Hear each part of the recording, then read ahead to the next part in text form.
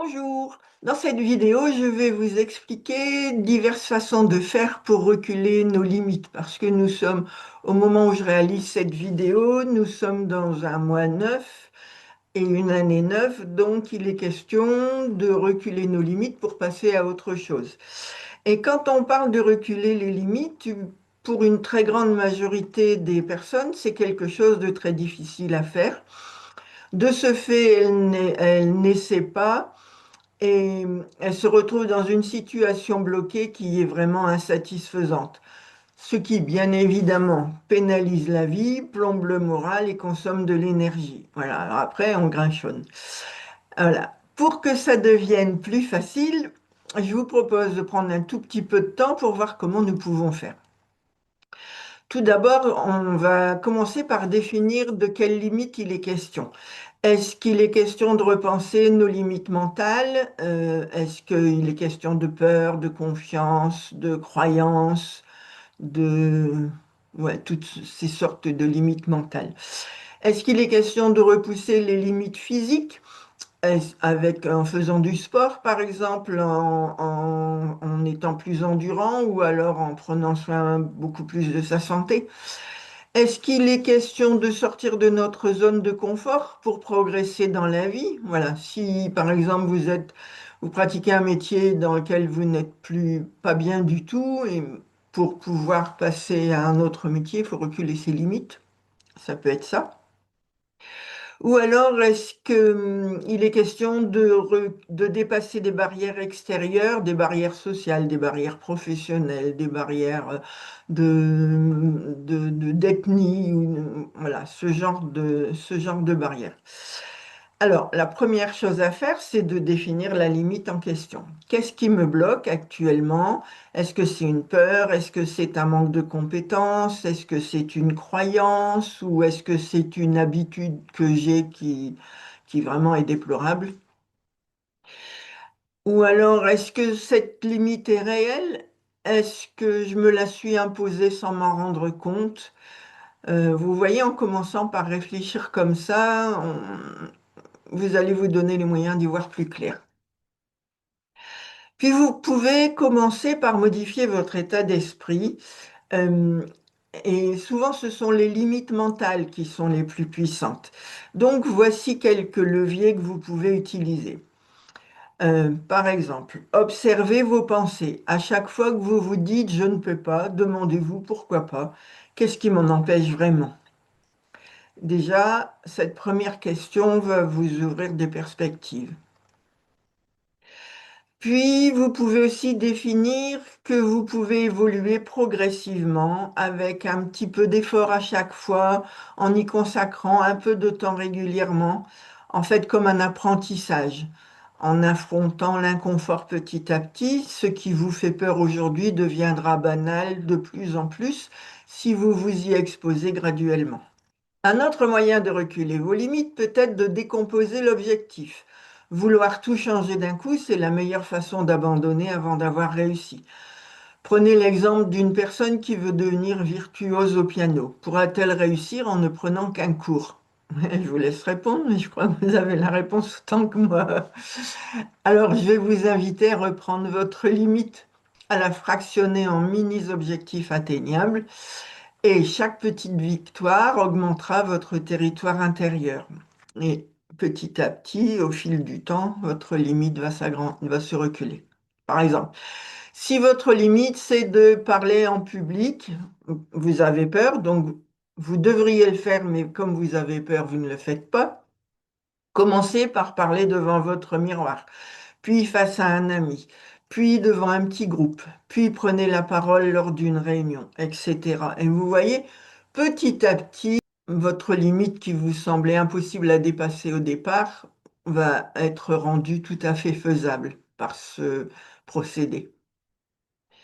Alors, pour vous donner plus de chances de réussir, je vous suggère de vous créer une discipline, car la répétition amènera votre transformation.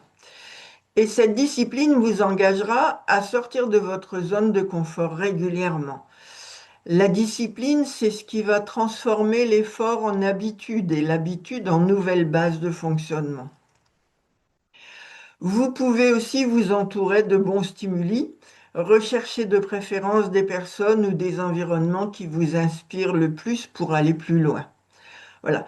Si vous côtoyez que des personnes qui ont peur et qui veulent vraiment rester dans leur petit schéma réduit, bah, ces personnes-là ne vont pas pouvoir vous aider. Par contre, si vous commencez à côtoyer des gens qui ont une ouverture plus ouverte sur la vie, ça va vous entraîner à, à progresser comme eux.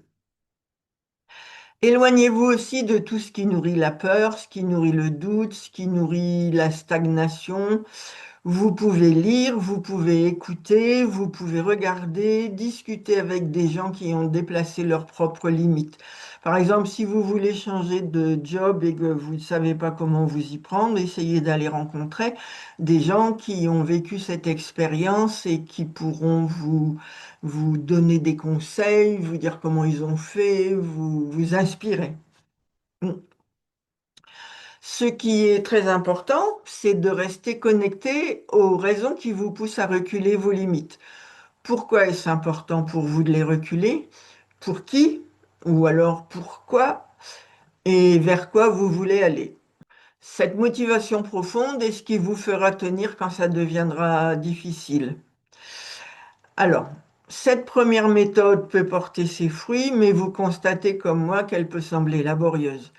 Elle demande de l'entraînement, de la persévérance, surtout d'y consacrer du temps. Voilà, c'est faisable, c'est une façon de faire qui n'est pas passionnante. Ouais. On se voit progresser néanmoins, mais c'est pas passionnant. Alors, j'ai une très bonne nouvelle pour vous. Il existe une seconde méthode qui est beaucoup plus motivante. Elle est ludique. Et voilà, on peut même en jouant réussir quelque chose qui semblait difficile. Et c'est ça qui est intéressant à voir, à expérimenter. Cette méthode est ludique, elle vous apporte des solutions très facilement, quasiment en 1h30 de temps pour chaque limite que vous souhaitez reculer. Alors, pour ce faire, vous commencez par définir la difficulté que vous aimeriez dépasser ou la situation insatisfaisante que vous aimeriez dépasser. Par exemple, je vis seul et j'aimerais rencontrer une compagne idéale pour moi. Dès que votre difficulté est formulée, vous la transformez en question. Par exemple, qu'est-ce qui m'aiderait à rencontrer une compagne idéale pour moi? Alors, j'ai supposé que vous étiez un homme. Mais si vous êtes une femme, c'est un compagnon, bien évidemment. Bien évidemment. Ça n'est qu'un exemple. Puis vous prenez les cartes du jeu, les génies créatifs, et je vous propose de commencer par sélectionner le paquet d'obstacles parce que on voit tout de suite en sélectionnant la carte d'obstacles quelle est la limite que- qu'est-ce qui vous empêche d'ouvrir vos limites. Et donc, en pensant à votre question, vous mélangez le paquet de cartes et vous sélectionnez une carte au hasard. Puis vous faites des associations d'idées entre le symbole sur la carte et votre question. Si ce n'est pas évident, vous pouvez vous référer au livre qui accompagne le jeu, qui va vous expliquer divers symboles et vous poser de multiples questions. Comme ça, vous allez tout de suite pouvoir voir le lien entre votre question et l'obstacle. Quelquefois, c'est pas tout à fait évident. Donc, c'est pour ça que le livre existe. Puis, vous renouvelez l'expérience avec une carte d'un autre paquet. Et vous verrez qu'en moins d'1h30, vous aurez découvert de multiples moyens de résoudre votre question initiale. Donc, à l'issue de cet atelier, vous aurez de nombreuses pistes à explorer pour faire évoluer votre situation. Choisissez bien évidemment celle qui vous parle le plus, qui vous motive le plus et passez à l'action. Le deuxième avantage de cette méthode, c'est que vous découvrirez très rapidement des solutions qui sont juste à votre portée, mais comme vous étiez j'ai envie de dire, enfermé dans la difficulté, vous ne voyez pas les solutions qui sont juste à votre portée.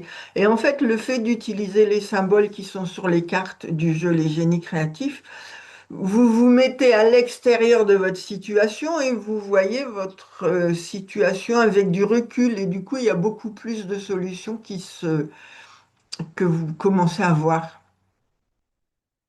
Voilà. En fait, c'est le fait de sortir de votre contexte et de vous immerger dans un univers imaginaire qui va vous permettre de voir tout ce que vous pouvez faire. Et vous allez voir, il y a une quantité de choses qu'on peut faire à chaque fois. Voilà. Donc, comparativement à la première méthode que je qualifierais de laborieuse, en quelque sorte, cette approche avec le jeu de cartes, les génies créatifs, est ludique, elle est motivante et elle vous dynamise. Voilà, il n'y a pas d'effort à faire, il y a juste à laisser parler son imagination. Vous voyez, on retire vraiment la notion de complexité. Et donc, grâce au génie créatif, vous cheminez de réussite en réussite en un temps record, très facilement, simplement en tirant profit de votre imagination. Voilà. Ça paraît très simple, mais croyez-moi, ce jeu vous permet de trouver des réponses extrêmement pertinentes. Et ouais, il est très puissant. Il a l'air de rien, mais il est très puissant. Voilà. Les symboles des cartes vous permettent aussi d'installer de la clarté sur cette situation. Et bien souvent, c'est le manque de clarté qui faisait que cette situation était difficile ou était inconfortable. Et grâce aux cartes, vous commencez, c'est comme si vous aviez un amas de choses en tas, et grâce aux cartes, vous le mettez dans des cases et vous le rangez dans l'armoire. Et après, bah, du coup, c'est beaucoup plus évident, beaucoup plus facile pour y voir clair. Voilà. Et euh, en plus, ce jeu, vous pouvez l'utiliser pour une quantité illimitée de questions, qu'elles soient, que ce soit des situations relationnelles, des situations de problèmes de confiance en soi, des problèmes d'organisation, des situations émotionnelles, une émotion douloureuse que vous aimeriez libérer, ou encore pour résoudre des questions d'organisation complexes. Voilà. Et en plus, cet outil, vous pouvez l'utiliser seul, mais vous pouvez aussi l'utiliser à plusieurs, en collectif en quelque sorte. Il peut, par exemple, vous aider à mettre en place une organisation complexe en un temps record, ou alors à générer une synergie d'équipe. Et générer la synergie d'équipe, en règle générale, les gens ne savent pas vraiment comment faire.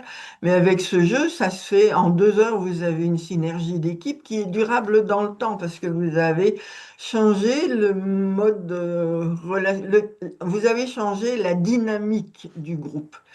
Et c'est très motivant et c'est toujours immensément agréable à voir quand une équipe, après avoir réalisé un atelier, a complètement changé son mode relationnel et le dynamisme de tout le monde est décuplé. Et ça, c'est chouette à voir. C'est vraiment chouette à voir. Et en plus, ça se fait dans la facilité, la légèreté et la bonne humeur. C'est pas un atelier prise de tête, c'est un atelier, c'est ludique. C'est vraiment ludique, mais c'est un ludique très fonctionnel. C'est, on dirait que ces deux mots ne sont pas possibles à assembler, mais c'est vraiment ça. C'est un outil qui est d'une très grande efficacité. Donc, vous voyez, grâce au génie créatif, vous reculez vos limites très confortablement, comme si vous aviez chaussé des bottes de 7 lieues, et ça se fait quasiment en s'amusant, quoi. Voilà, eh bien écoutez, si vous pensez que cette vidéo peut intéresser quelqu'un, n'hésitez pas à la partager. Si vous testez, parce que sur le site, vous pouvez tester, vous allez dans la rubrique jouer, vous pouvez tester. J'aimerais bien avoir vos commentaires, vous pouvez les mettre sous la vidéo YouTube ou bien sur la page de contact du site lejeudesgéniescreatifs.com. Voilà, eh bien, au plaisir de vivre de géniales aventures avec vous. Au revoir. Les génies créatifs, le jeu qui booste vos gènes de bonheur et de réussite.